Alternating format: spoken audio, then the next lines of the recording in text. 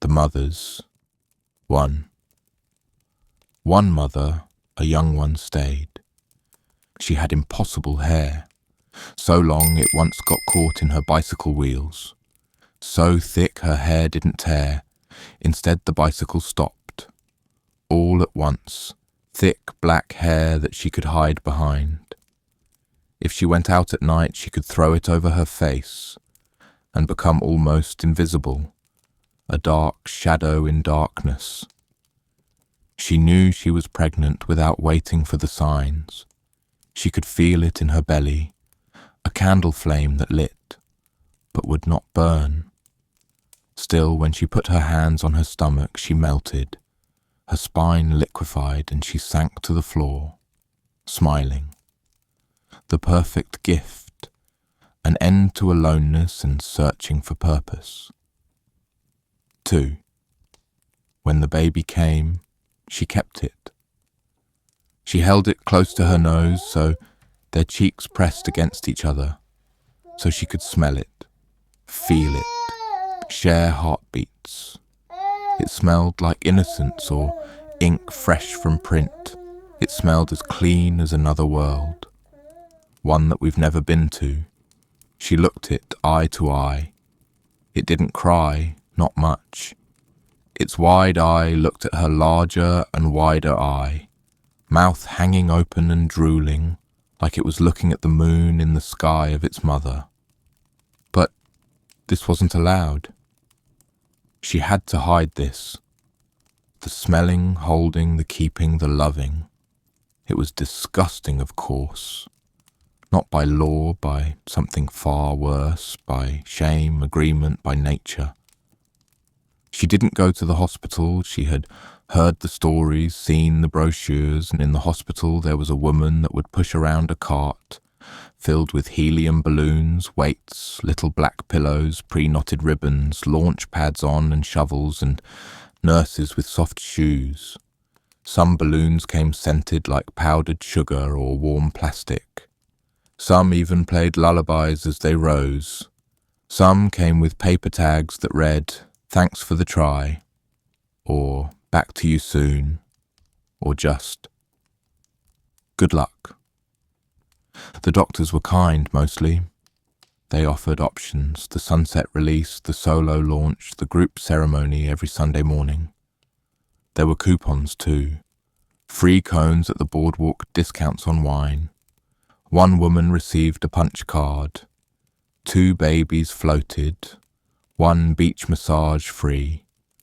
So she gave birth at home, alone. 3. She filled the tub with warm water and lavender-scented Epsom salt, lit candles in the kitchen and hall. She boiled a pair of scissors in a saucepan. She sang, not words, just sounds, and when the pain came, she pressed her hand to the wall and counted tiles. She birthed alone. No nurse, no support, no one to help, just her, the child, and unimaginable pain. She wrapped it in the robe she wore when she was 12. She cut the cord herself. She kissed its wet head and whispered nonsensical baby phrases that she didn't know she knew. No one came to take it.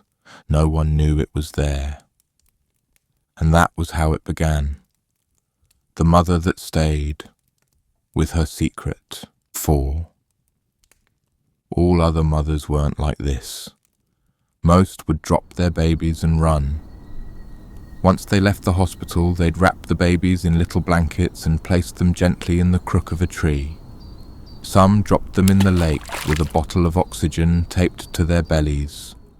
Many tied them to 3 big helium balloons and let them float away, heads bobbing like party favors.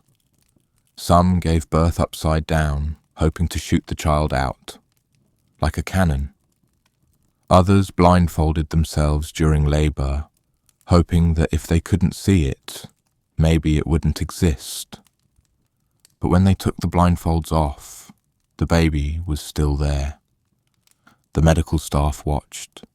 They'd leave the delivery door open, nodding politely, shrugging helplessly if the baby didn't take the exit. Better luck next time, they'd say, and look down. They'd give them all kinds of encouragement. Only the first one hurts. Don't name it.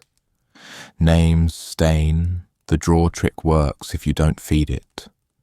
Love is the last symptom. Then there was the Sunday tradition. In the coastal parks by the white chalk cliffs that dropped sheer into deep blue, where you could sometimes see the dolphins spin and the sharks' shadows glide sideways in the surf, the mothers would gather pale and twitching. Some dragged bags behind them. Some carried cardboard boxes. The babies were quiet by then, half asleep, fed just enough to survive. They'd pull them out, red and confused, and tie their ankles with twine.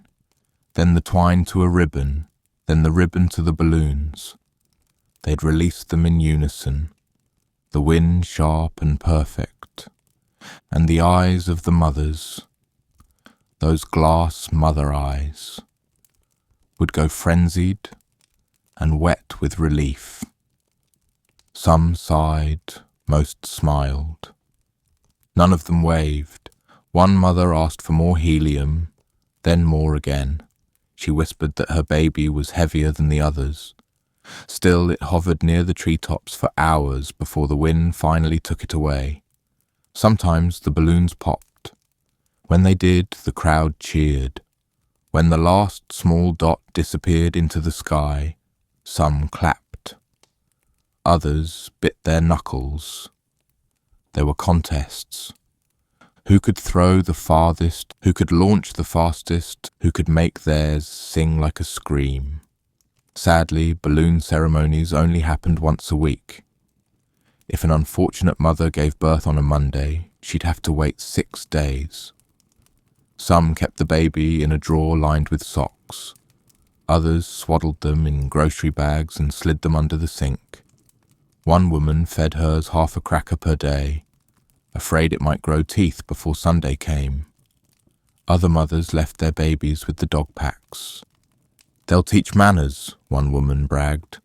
Another whispered, "I dropped mine in the storm drain."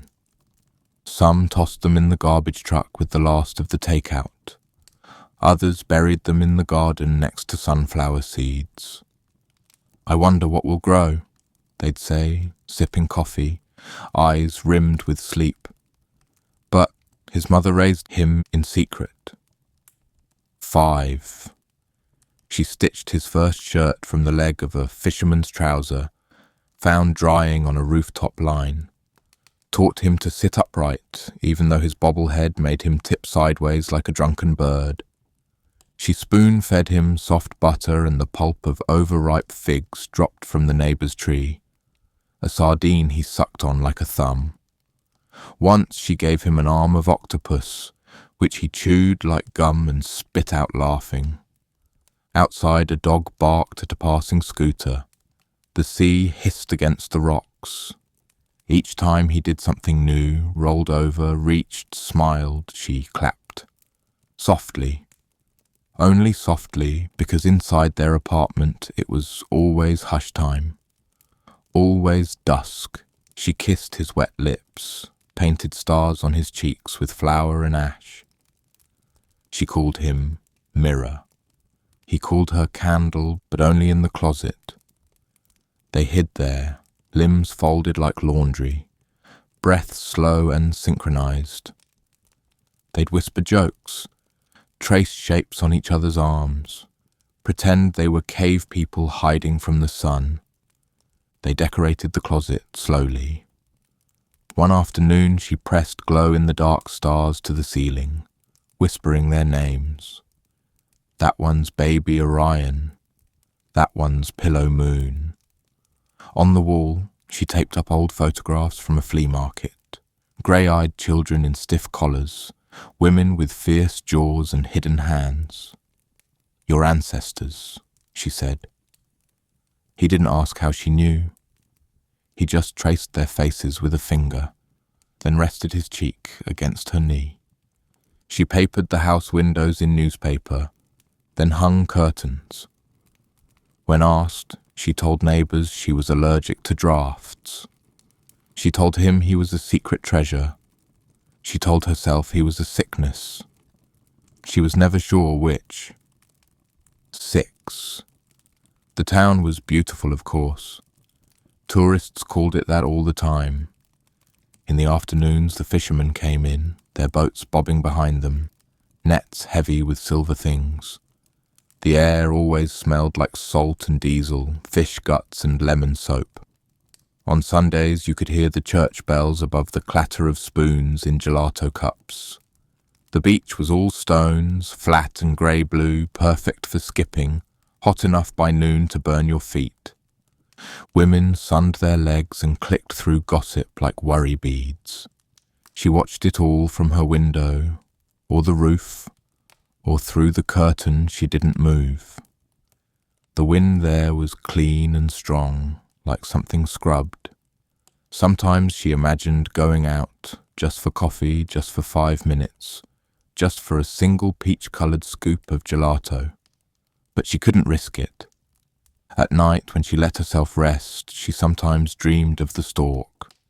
Not a bird, really, but something larger, pterodactyl-sized. Its wings rattled the shutters, its beak gleamed like a blade. It circled her rooftop in silence, casting a moving shadow that never touched the ground. In the dream, it never landed at her door with a baby in its jaw, just waited, watching. She always woke gasping, her arms flung protectively over her child's chest, checking to see if he was still warm. 7. As he grew, he learned he could never be seen. His mother warned him with stories. She told him about the woman whose baby was found and how they hung her from her hair from the flagpole, and the baby was cast into the sea. But still, before he was 10, he snuck out. In the early fog, when the streets were still sleepy and yawned, he slipped through the alley maze and joined the other children. They were rag-thin, fast-eyed and yellow-kneed. They sucked sea glass like candy. They traded batteries and snapped fish bones for luck. They lived in crab cages, in barrels, in upside-down boats. He joined them. They played a game, How Were You Abandoned? One girl said she was launched from a bridge like a javelin. Another boy claimed he was tied to a comet and forgotten in orbit. A third said he was folded into a paper boat and flushed out to sea. The oldest girl swore she was raised inside the belly of a whale, said she lived in the hollow near its heart, where it was warm and the walls pulsed like lullabies, said she drank saltwater soup and learned to read from maps tattooed on its ribs. He spat me out when I turned 6, she said proudly. The other kids nodded, impressed. Only the boy looked away, unsure if he was jealous or relieved. Then the smallest boy, who told of the harrowing journey as he was flushed down the toilet. But he always won. 8. He told them his mother put him on a boat, from another continent, with coins for eyes and seaweed ropes. He told them how she lit the sail with a match and let the wind decide, how she tied him under the boat with weights on his legs, and still he made it to shore. They believed him. He had a scar on his back. He said it came from a pelican.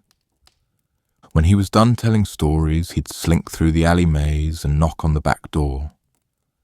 3 knocks pause, then 3 knocks more. She'd open the door, then admonish him. They'd hug in the closet or the bathroom behind the shower curtain. Later he'd hum as she painted henna on his hands. She'd make him pita, grilled cheese, Greek meatballs. She wiped his mouth and said, "Careful, pleasures leave stains." She taught him to walk without sound, to speak without breath. She taught him silence as survival. She taught him love anyway. 9. Even with her son, her life was still one of solitude. The other mothers, They flew kites in the park, ate ice cream. Some did cartwheels down the street instead of walking. It was a celebration of being free. Sometimes they talked in hushed tones.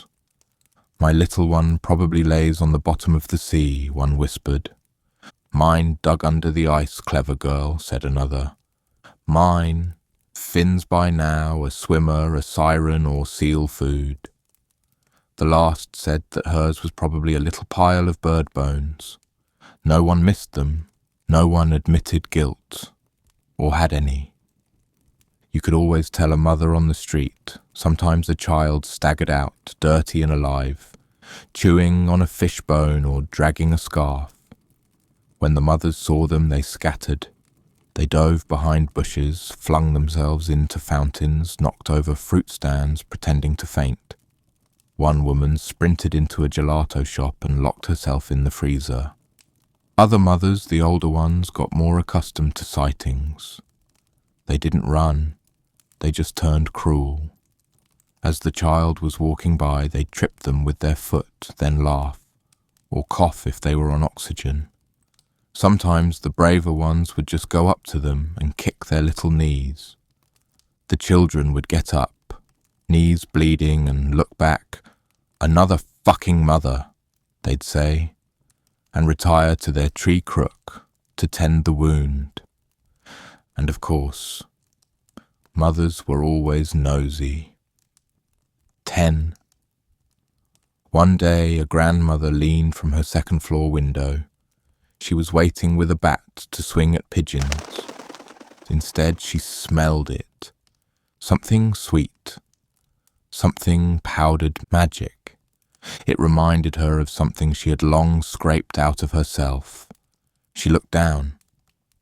A boy, slipping between buildings. "Too clean, too fed, too alive," she screamed. They came rushing out of doors with brooms and sticks, sneakers pounding the cobbled alleys. The boy ran fast. He turned left, then right, cut through an orange orchard, leapt the garden wall. He reached the back door. 3 knocks. Then again. She let him in. No words. She lifted the floorboards. He quickly climbed in. She covered him with a carpet. Eventually they knocked. She opened. They said they knew they had seen the child enter her door. She denied it. They shouted. She wept.